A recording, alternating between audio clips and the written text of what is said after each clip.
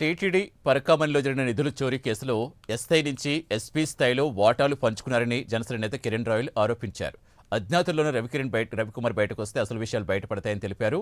గతంలో టీటీడీలో పనిచేస్తున్న అప్పటి చైర్మన్ ఈవో, ఎస్పీ, సీఐ, ఎస్ఐలు ముద్దాయిలుగా చేర్చి విచారించాలని డిమాండ్ చేశారు. రవికుమార్ 300 కోట్లు కుంభకోణం చేశారని ఆరోపిస్తున్న జనసేన నేత కిరణ్ రాయల్తో మా correspondent Ravi Varma face to face.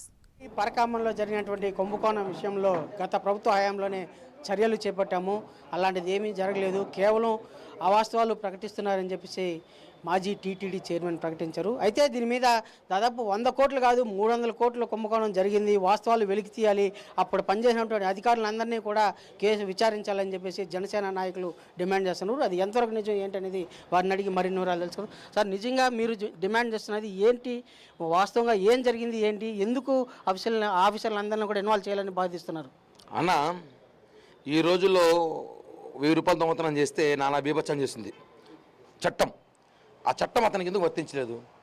వాళ్ళే ఆ ప్రభుత్వంలో ఉన్న వాళ్ళు అతను పట్టుకున్న వాళ్ళు 100 కోట్లు అని చెప్తారు. అది 100 కోట్లు కాదు, 250 నుంచి 300 కోట్లు. అతని విలాసవంత జీవితము, అతని ఆస్తులు భారతదేశం అంతా చూస్తే 300 కోట్లు కాజేశాడు. దానికి లెక్కాచారం చెప్పాల్సిన బాధ్యత ఉంది. అది ఏంది, ధర్మారెడ్డిదో లేకపోతే అప్పుడున్న పోలీస్ ఆఫీసర్లు డబ్బు కాదు, అది వెంకటేశ్వర స్వామి భక్తులది. మేమందరం రోజుకి ఈరోజు కొండకపోతే 3000 రూపాయలు 2000 రూపాయలు ఉండిలేసే సెంటిమెంట్. అలా కోట్లాది మంది హిందువుల మనోభావాలు దెబ్బతీయకుండా డబ్బులేసిన డబ్బులు లెక్క చెప్పబట్టడం. ఈరోజు మేము పట్టుకున్నాము, మాకు చూపిలేదు. మీరు మాట్లాడుకుని మీరు సెటిల్ చేసుకుని పంపించేసట. ఎక్కడ పట్టుకున్నారు, ఎంత పట్టుకున్నారు, ఎంత దొరికింది, ఎక్కడ ఆస్తులు ఇచ్చినారు, ఏ ఆస్తులు టీటీడీకి ఇచ్చారు, ఏ ఆస్తులు ధర్మారెడ్డికి ఇచ్చారు, ఏ ఆస్తులు పోలీసులకు ఇచ్చారు, ఇవాళ చూపిండి. ఏమీ చెప్పకుండా మేము దొరికినాడు దొంగ, మేము లోక్ అదాలత్లో కేసు కొట్టుకునేంత కేసు కాదు అది.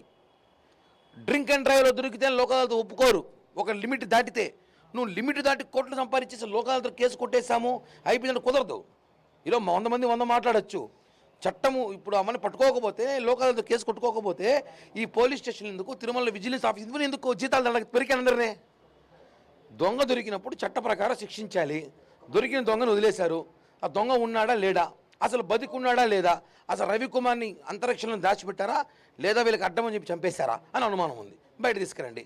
ఈ డిపార్ట్మెంట్ మొత్తం కూడా రిక్వెస్ట్ చేస్తున్నాం, రవికుమార్ తీసుకొచ్చి కూర్చోబెట్టి పోలీస్ స్టైల్లో ఎంక్వైరీ చేస్తే అందరూ బయటకు వస్తారు. గత ప్రభుత్వంలో ఉన్న తిరుమలలో ఉన్న ఎస్ఐ గారి నుంచి ఎస్పీ లెవెల్లో వాటాలు చేరినాయి. దొంగే దేవుడు డబ్బు కొట్టేసినాడు, ఆ దొంగ దగ్గర కొట్టేసినాడు ఏమంటారు, వాళ్ళని అడగాలి ఇంకా. కాబట్టి ప్రతి లెక్క తేలాల్సిన అవసరం ఉందన్న.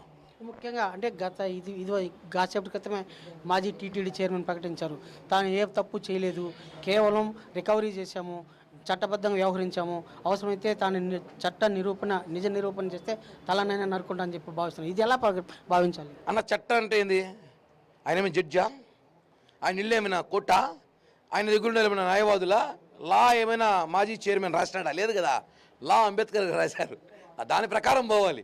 నేను దొరికినాడు, క్షమాభిక్ష కోరినాడు అంటే ఇది చర్చ్ కాదు కదా.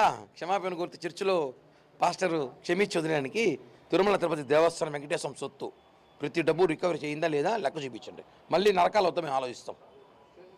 ఇది ప్రధానంగా అంటే గత పాలక మండలి వ్యవహరించిన విధానం వల్ల పరకామణిలో తప్పైతే జరిగింది, వాటిని పూర్తిస్థాయి నిజ నిర్ధారణ చేయాల్సిన అవసరం అయితే ఉంది. అందుకు బాధ్యులైన వారి మీద చర్యలు చేపట్టాలి.